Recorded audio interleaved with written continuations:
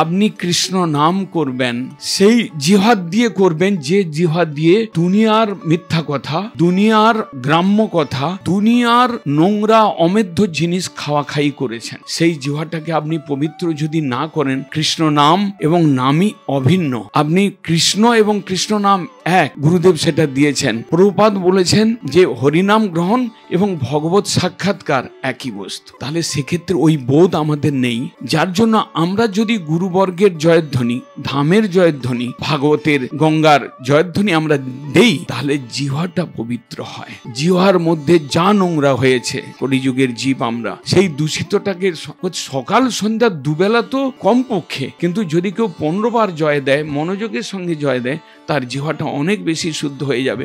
অতএব যারা হরিনাম নিয়েছেন, জয়ধ্বনি জানেন না, আজকে থেকে হরিনাম একমালা করে বন্ধ করে আর জয়ধ্বনি আগে মুখস্থ করুন, নাহলে শুদ্ধ হরিনাম হবে না।